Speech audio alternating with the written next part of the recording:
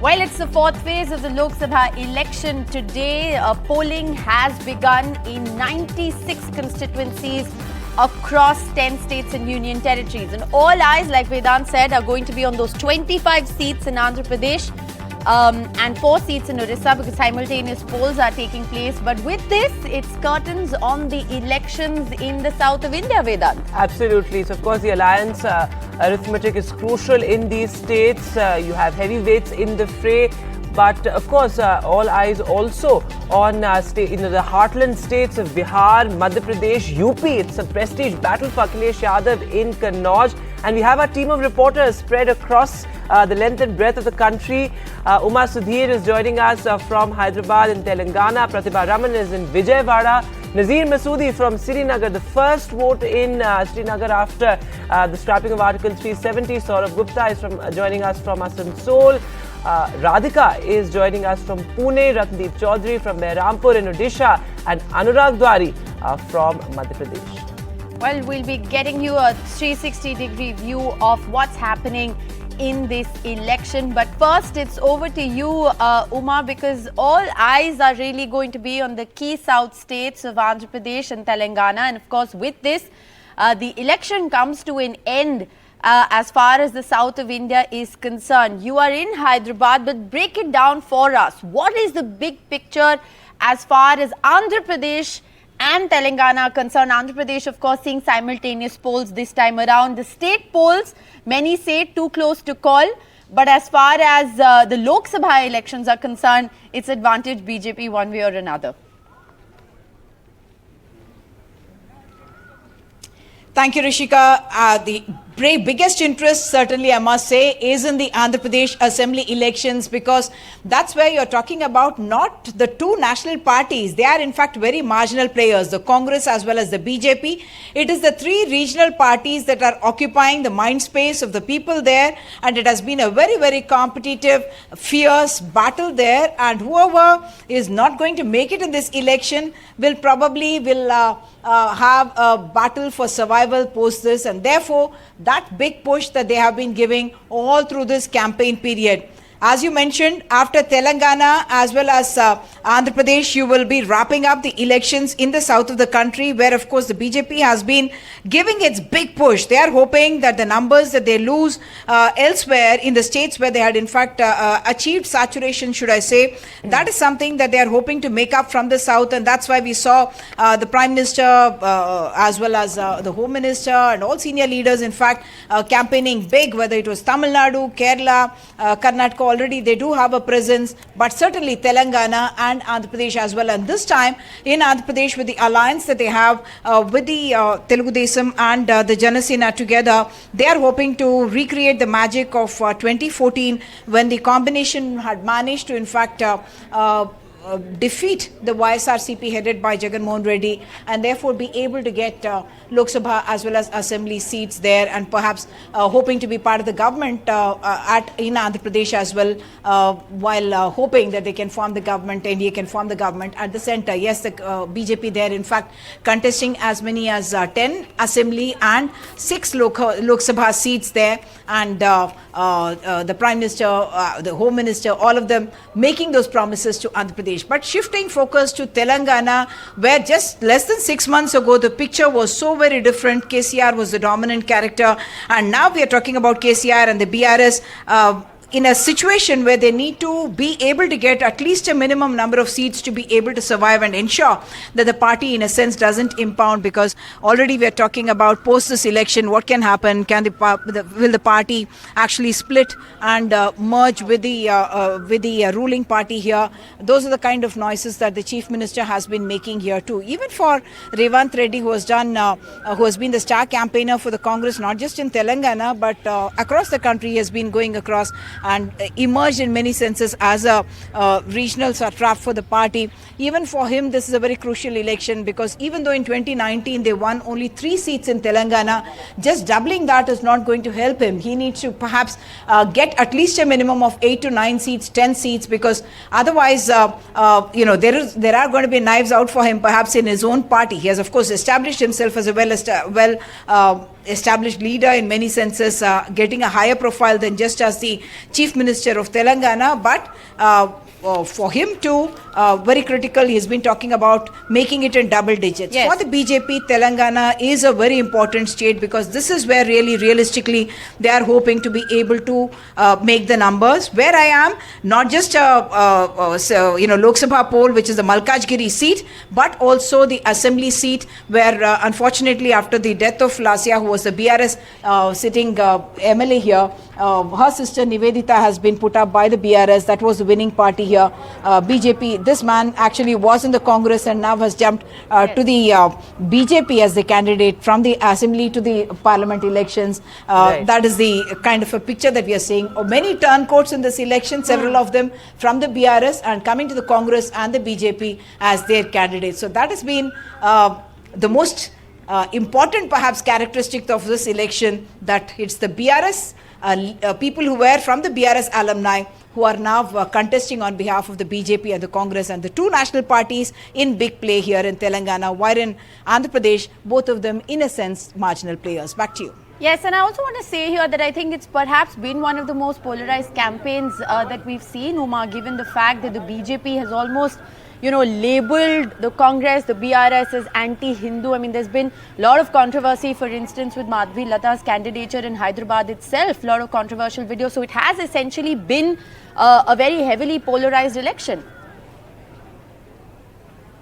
All right, I'm being told Asaduddin Yes, indeed. Owaisi is actually speaking. The most high Afraid I'll have to profile interrupt of the you there. candidates in many Let's cut senses across of to the Owaisi. contest has been- The whole understanding of you and the message of anyone going on to vote is forget about individuals. Forget about all this cult following. The country is bigger than any individual. Don't vote for an individual. Vote for the country. Vote for a party. How are you celebrating your birthday today? No, I don't. No, Nabila. Understand. I have never celebrated my birthday. Okay. I have never done that. Special day today, No, a normal day. What is that? It's a special day because it is a day of democracy. It is a day of people to come out and show their like and dislike in the form of voting. That in that way it is very special. Asif जी, आज तेलंगाना के चुनाव के दिन कितना अहम हो जाता है जब हम देखते हैं कि दो बड़ी पार्टियां देश की, उनके बीच में टक्कर दिख रही है. रीजनल पार्टीज, बीआरएस कहीं ना कहीं पीछे हो गया है. आप सिर्फ एक ही जगह से लड़ रहे हैं. कैसा इसको कैसे समझे, आकलन कैसे करें? आप एक तो हम लड़े हैं, मगर हर एक की जबान हमारे पे इस्तेमाल हो रही है. हर एक की दांत में हम आ चुके हैं. तो एक लड़ जरूर रहे हैं, मगर जो भी आ रहा है हमको ही बोल रहा है ना. रीजनल पार्टी नहीं, अब नहीं. देखिए मैडम, अब आप उसमें मत लिख जाइए मेरे. मैं उस पर तबसरा नहीं करने वाला हूँ. आप कहाँ ले जा रहे हो जवाब? What's your response to people who says there's no alternative to Modi? No. See, that is what I'm saying. This country had given opportunity to Pandit Nehru. After Nehru, the country progressed. Then you had Lal Bahadur Shastri. Then you had Indira Gandhi. Country said who? Country progressed. So this country is bigger than all the politicians. Politicians will come and serve this country. They will leave this world, but this country will remain, and will have to. When it remains, it has to remain as a strong country. So, if anyone is saying that X individual, Modi is the country. No, Modi is not the country. Indira Gandhi was not the country. Nehru was not the country. This country had given them the opportunity to serve the people of India. That in Let's also listen to Madhvi Lata, the BJP this time fielding its firebrand leader to take on Asaduddin Owaisi in his citadel. Listen to what she had to say. Responsibility of every citizen that they need to go out to vote, because the vote brings two changes. One, a new change and development towards themselves and their families. And other one is it gives an opportunity to change the lives of downtrodden, the lives of Dalits, the lives of poor, and the lives of those every old-aged individuals or people who have been abandoned. So the vote is the most, I would say, precious social work, along with a selfish desire to move on towards the development. So I would say, you may not have money, but if you have vote, then you have contributed to the nation to go towards Vikasat Bharat. Right. So much is coming back to the point on, just how polarized this election has been. We actually heard from two key players there, both Asauddin Owaisi as well as the BJP candidate Madhvi Lata, who's had her share of controversy this campaign. Yes, indeed. The most high-profile contest perhaps in Telangana was at the Hyderabad Lok Sabha constituency, where four-time MP Asauddin Owaisi is perhaps for the first time getting a real challenge in that sense. Madhvi Lata was not even a member of the BJP when she was named as the candidate, and yet she has made a fight of it very spiritedly, taking on Asauddin Owaisi. But yes, the unfortunate part is that it has been a very polarizing campaign, and across parties, leaders, the kind of statements that have been coming out, certainly not sounding, what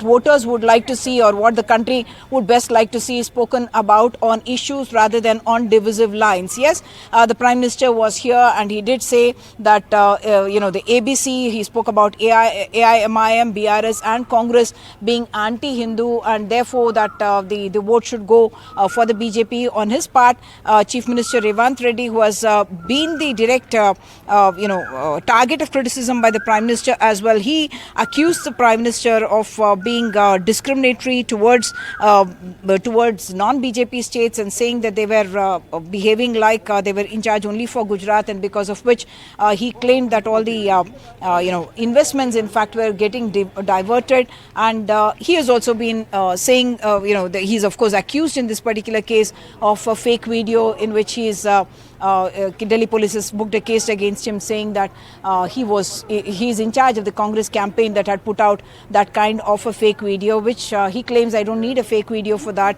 I'm openly saying that I believe that the Congress the BJP, is going to be amending the constitution in order to remove reservation for the Muslim minority, something that of course the BJP has denied. So the kind of the tone and tenor of the campaign has been very sharp, with both the BRS and for both the BJP as well as the Congress in many senses, making it a high-pitched battle, not just centered on Telangana issues, but nationally. The narrative in many senses has been set by the kind of speeches that we have seen and heard in Telangana itself. Back to you. Right, absolutely. And as Rishika pointed out, it has been a rather polarized campaign. And for the first time, Asauddin Owaisi is actually facing a challenge in what has been a family bastion for the Owaisis. Thanks very much, Uma, for that. Let me go across now to Ankit, who is joining us from Kannauj, one of the hot seats in Uttar Pradesh, a Samajwadi Party bastion. So, Ankit, the contest in Kannauj has become, all the more interesting with Akhilesh Yadav announcing his candidature at the last minute. But of course, talk to us about this entire belt, from Kannauj to Bahraich, of course also Etawah. These have been Samajwadi bastions. Successfully breached by the BJP. Yes. Right. Right. In fact, 2014 elections, if you remember, it was only Kannauj which was won by the Samajwadi Party. All other 10 seats, which are out of 11, were won by the BJP. At this moment in 2019, it was a clean sweep. At this moment, ladies and gentlemen, I'm in Kannauj, as my colleagues were telling you. This massive paraphernalia that you see here is the district administration, the SP and the DM on their rounds. But this polling booth where I'm standing at this moment, you'll see more security personnel and the apparatus of the administration than the voters, because Subrat Pathak, the incumbent MP, is expected any moment here. He's coming here to cast his vote at this in short while from now. But interesting dynamics which are taking place here in Kannauj, and as we are talking about this belt, the Bharatiya Janata Party would be hoping another clean sweep. But remember, like you said, Etawah is another constituency where, along with Kannauj, the Samajwadi Party would be hoping for some gains. Kanpur, which used to be a Congress bastion, they are hoping that there will be a return as far as the India fold is concerned. Another interesting seat in this phase, of course, is Lakhimpur Kheri, where Ajay Mishra Teni, his father, in fact, is fighting the election. The union minister, Ajay Mishra Teni, was accused of mowing down farmers. He is out on on bail. Whether that is going to have an impact or not, we'll know, in fact, on 4th June. But for Akhilesh Yadav, this is a prestige battle. Akhilesh Yadav, remember, started his political career for the parliament as a member of parliament from this very constituency. In 2000, he won the by-election here and then went on to win 2 other elections, 2004 and 2009, only to, in fact, resign from this seat in 2012 to become the Chief Minister of Uttar Pradesh. His wife then took over. She won in 2012 by-election, won the 2014 election, and then, of course, lost the 2019 election to Subrat Pathak, who is a local, strong businessman here and known. His family is one of the oldest Itr, that is the local perfume here. They are manufacturers in this area.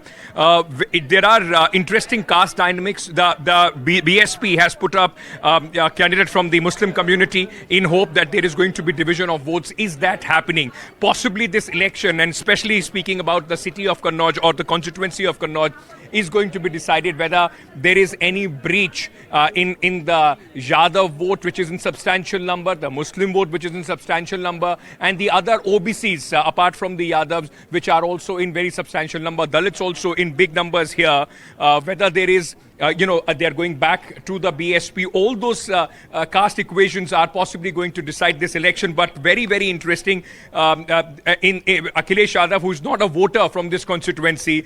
Remember, he came in the last moment. And then just on the last day of the campaigning, he had Rahul Gandhi, Sanjay Singh of the Aam Aadmi Party, the entire India Alliance campaign for Akhilesh Yadav. Can he win back his constituency? Yes. Is the big question that voters are also, in fact, talking about all across. But Ankit, it's very interesting that you bring that up, because it's not just the caste dynamics, but the alliance dynamics also that have changed. And you just addressed that briefly, but I just want to ask you, speaking of Uttar Pradesh, overall, this time around, how much do you think it's going to impact the India Alliance, the fact that the BSP is in the fray? If you look at the constituency where you are, there's a Muslim candidate who's in the fray that the BSP has fielded, Imran bin Jafar, and that may very well cost the SP some, Dalit and Muslim votes. So it's essentially going to be eating into the India Alliance votes, which is advantage BJP, and this is not just happening in this belt, but it's happening all over Uttar Pradesh.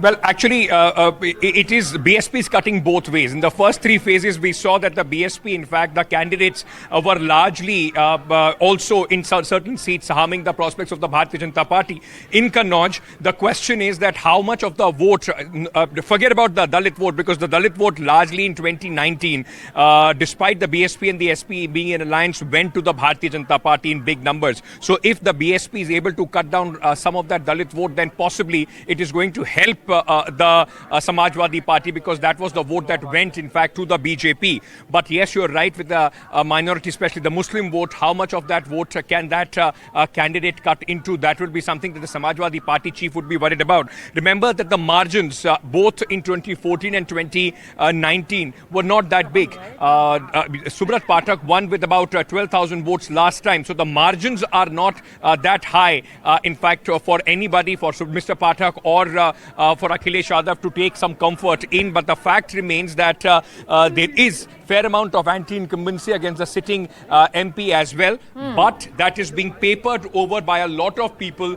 on the name of Narendra Modi. Is that name still that heavy that he can see the candidate through, is going to be answered on June 4th. All right, thanks very much, Ankit, for joining us with that update from Uttar Pradesh. We'll, of course, keep coming back to you as we keep a close watch on those crucial 13 seats, Vedant. But it's back to the south now. Yes, absolutely. Always a fascinating fight in Uttar Pradesh. But let's cut across to our big exclusive with Chandrababu Naidu, who's, of course, contesting in alliance with the BJP in Andhra Pradesh. My colleague Pratibha Raman has this interview.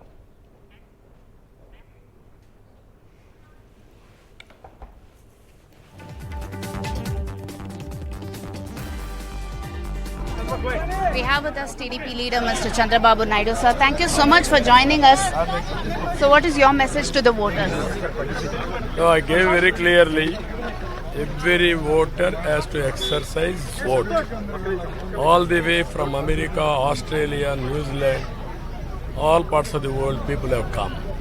and also all parts of the country, from Mumbai, Chennai, Delhi or Hyderabad, they have come with their own expenditure.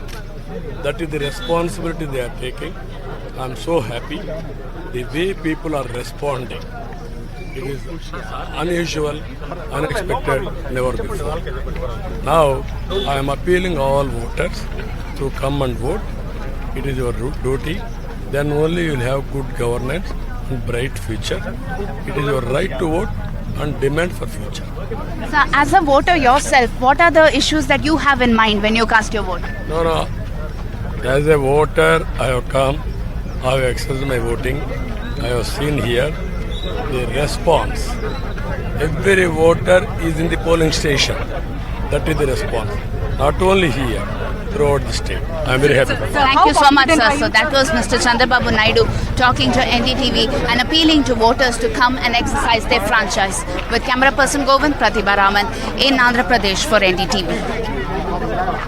All right, so all the big faces, all the big leaders speaking exclusively to NDTV. Like I said, we have the maximum ground coverage in this election with our team of reporters who fanned out across key states. Chandrababu Naidu there speaking exclusively to NDTV. A lot at stake there, Vedant, for him. It's going to be very interesting to see how this battle plays out. He could very well be the next Chief Minister of Andhra Pradesh, given the fact that it's always been a bit of a yo-yo situation with him. Absolutely, and as it was called, the dream team. The NDA is back in the fray. But of course, can they take on the juggernaut? That is a big question. Yes. But let's go across now live to Nazir, who's joining us from Srinagar.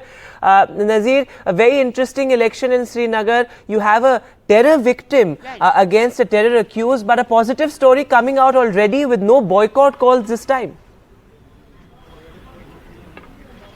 Yeah, exactly. Let me talk to some of the voters, elderly voter who came early in the morning to cast her vote.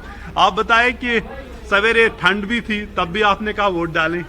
Vote डालना है, आराम करना है. अच्छा. पहले यहाँ vote नहीं डालते थे भाई. पहले डालना है. डाला. डाला. आपने भी डाला vote.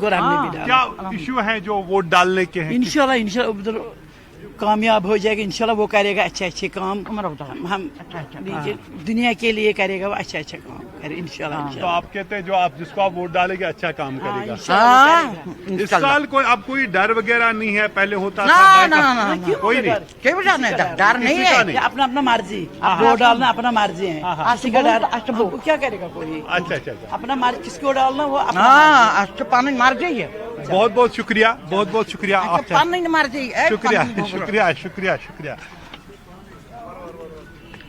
So, two women voters who came early in the morning here, waited for their turn, and since last night it was raining heavily and higher reaches received light snowfall. It was cold in the morning, but people in both parts of the this constituency, they came out in large numbers and voted.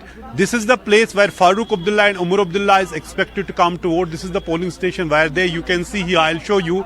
There are large number of media persons waiting for them so that they'll talk to them. So here, why Srinagar constituency this time is important. Last time, only 14% people had voted. After delimitation, the contours, boundaries of Srinagar parliamentary constituency changed. Pulwama, which was earlier part of the Anantnag constituency, is now part of Srinagar constituency. Last time, Pulwama recorded just 1% of voting, but this time what we are receiving reports, large number of people coming out to vote. So this is a very interesting election where people, before electing their new MP, are actually defeating the boycott politics in Kashmir and leaving behind the boycott legacy in the valley, because no group this time had called for a boycott. This election was not fought under the shadow of violence. Every party campaigned, but in the last minute we saw since yesterday all political parties have been complaining that police have rounded up large number of their workers and even polling booth agents were not allowed to get inside the polling booths. Police and the administration have denied such allegations. Even the chief electoral officer said that there have been complaints, but all the things, for example, section 144 has been imposed across Srinagar parliamentary constituency. All the polling booths have been declared as no smoking zones. You know, this is a dry day in Srinagar. But the good thing is, for the first time, people who ever want to come out and voting without any fear of violence or a boycott call, because votes here actually stigmatized because of the separatist movement here, secessionist movement here, and finally we see in urban areas which were the capital of the election boycott, it's not that entire valley would boycott.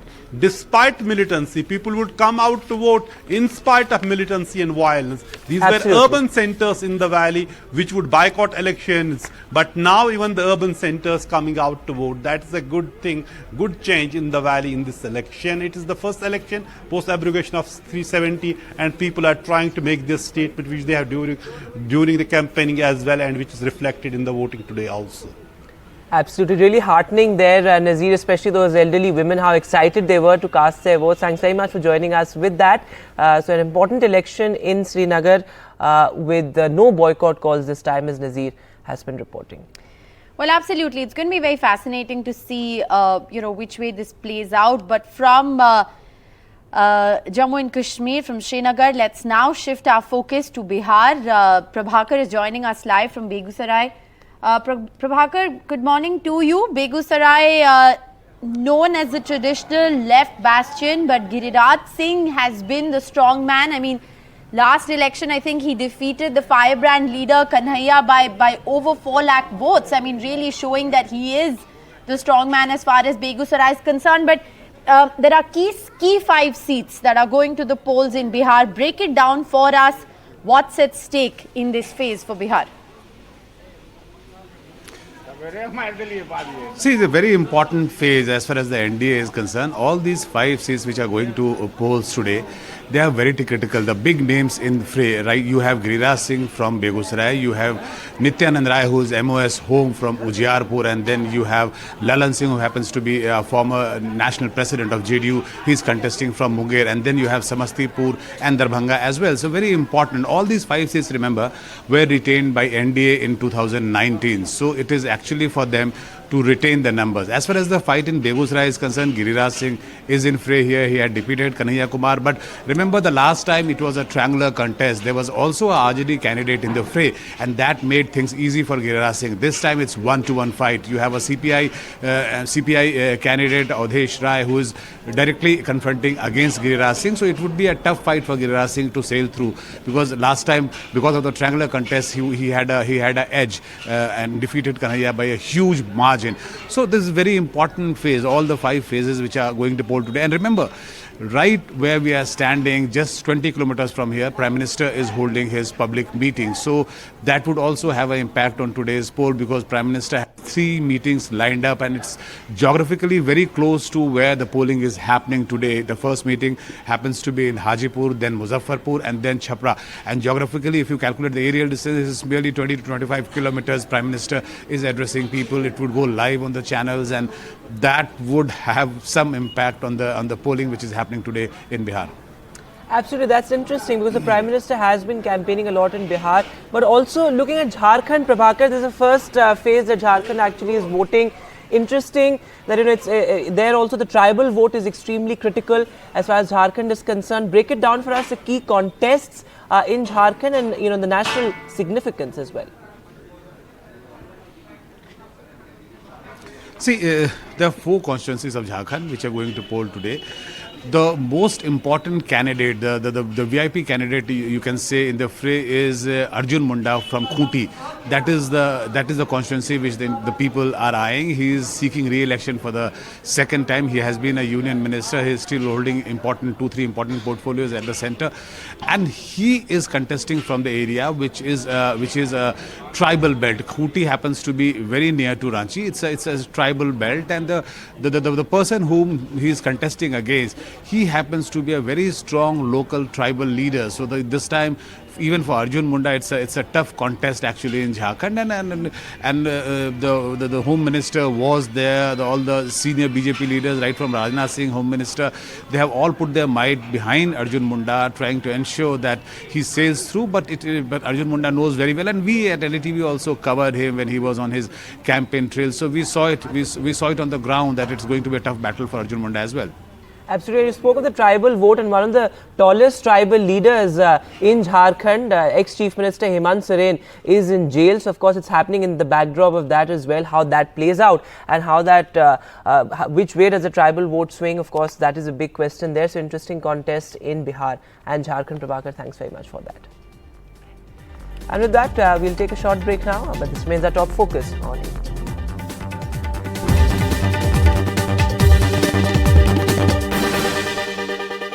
Welcome back. You're watching our continuous coverage of Phase 4 of the general election. It's a key phase today with voting that is taking place in 96 constituencies across the length and breadth of India.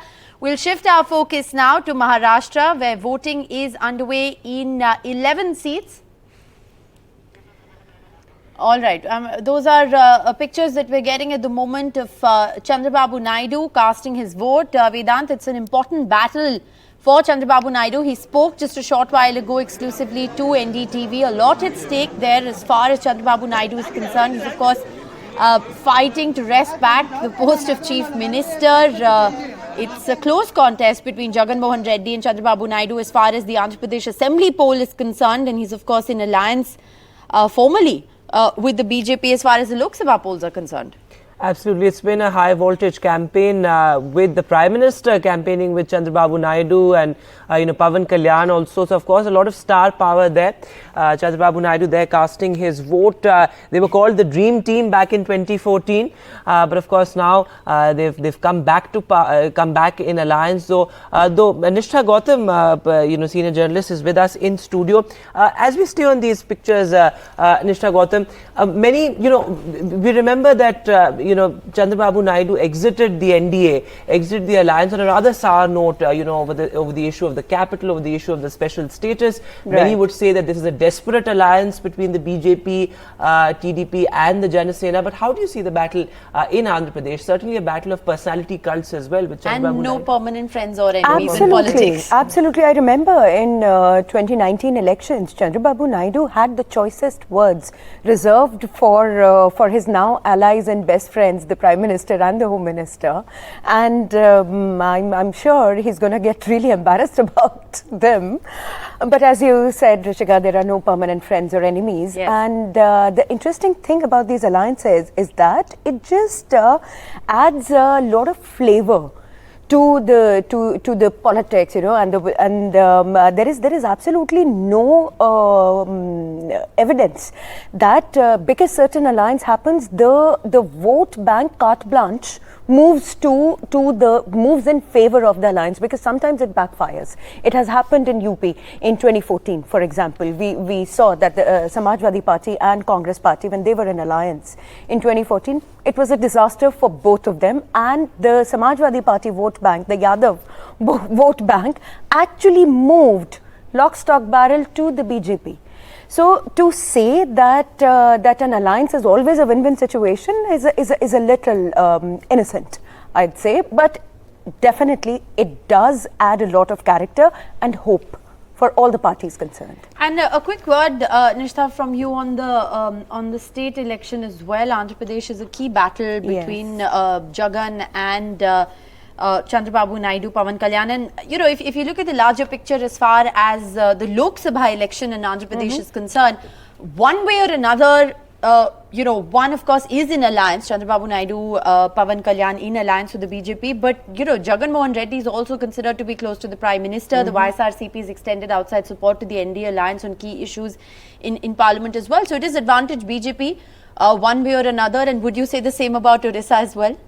Odisha is very, very interesting because we have seen a pattern there that no matter whether Mr. Patnaik is in alliance with Mr. Modi or not, there is a very clear-cut sort of, in the past 2 elections, I think this has been established, that when it comes to the local elections, the state elections, it is Team Patnaik. And when it comes to the national elections, the general elections, a lot more people are amenable to choosing the BJP, whether they are in alliance or not. Yes.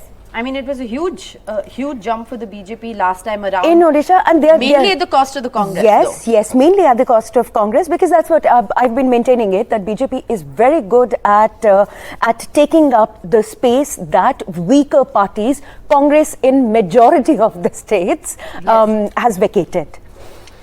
Absolutely, and we'll go across to Sugata Raju as well. But let's go to Radhika. She's joining us from Pune in Maharashtra. Radhika, crucial election this time in Maharashtra. Of course, Maharashtra also voting, it's a long drawn-out election in Maharashtra as well. But this particular phase is focused mostly on the agricultural belt. Bid is voting in this particular phase as well. So, agrarian distress is a real issue in Maharashtra.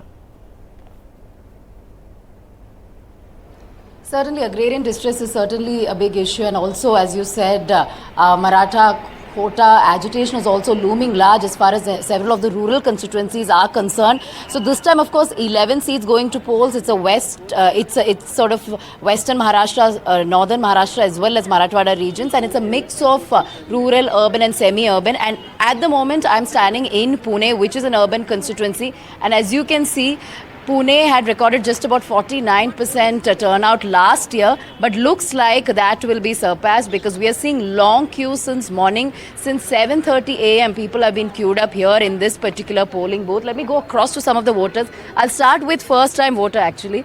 Hi, both of you are first-time voters, right? Yes. So tell us about the issues that you're voting this time. We are mostly looking forward for the development, and we thought actually we were not supposed to be here also. Our father-in-law was suggesting us to come here because he wanted us to help with other issues that are here and everything. What kind of changes would you like to see in Pune now that you're voting?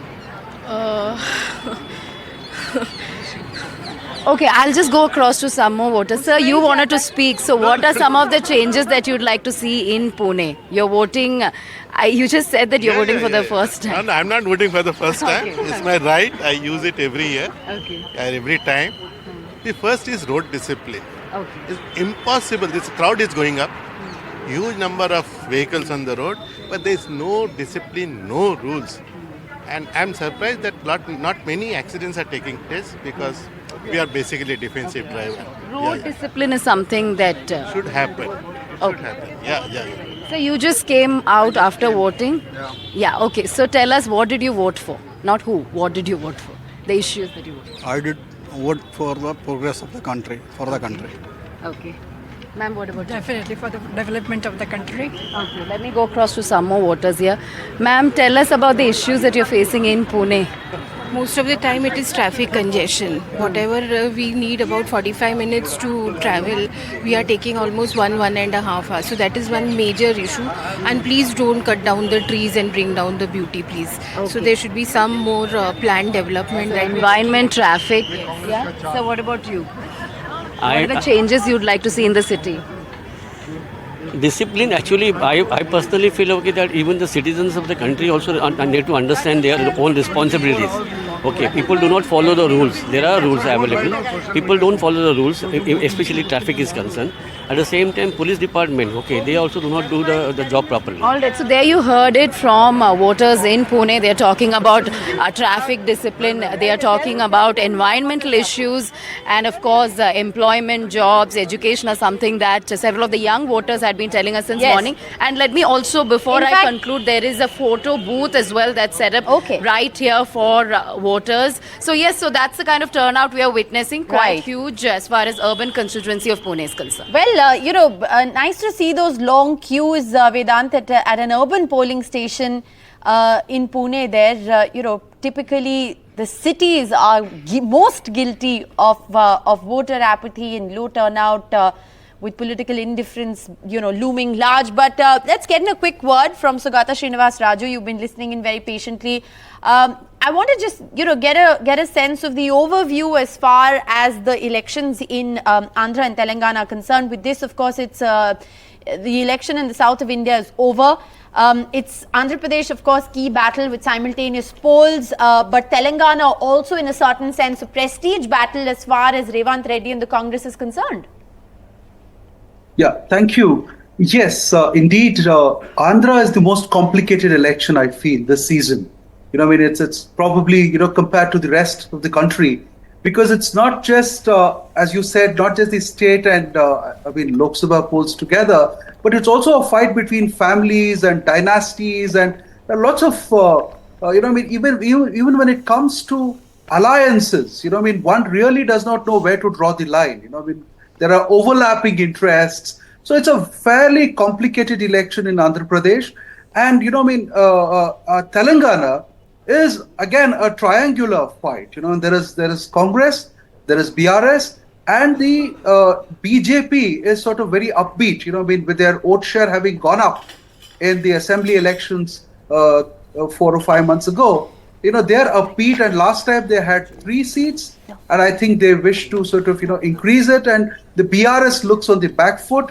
OIC, it's also been a very communally polarizing kind of conversation in Telangana, and we have seen all kinds of things happen there. In fact, the Prime Minister has also been very, very aggressive, and when he was speaking in Telangana, Amit Shah has been very, very aggressive. In fact, this whole reservation issue has, emanated out of the campaign in Telangana. Trying to say that the OBCs and the SCs and STs will be at the receiving end of Muslim reservation. Yes. But in Andhra, you see both the partners, all the parties, promising to carry forward the 4% reservation that is there for Muslims. So it's a very, very complicated kind of battlefield. And if you look at Andhra, it's very, very interesting because there are 3 families, YSR family, the Chiranjeevi family, and the NT Ramarao family. Yes. And within families also, there is a kind of, YS Sharmila is on one side, she's heading the Congress. Right. Purandareshwari, NT Ramarao's daughter, is heading the BJP.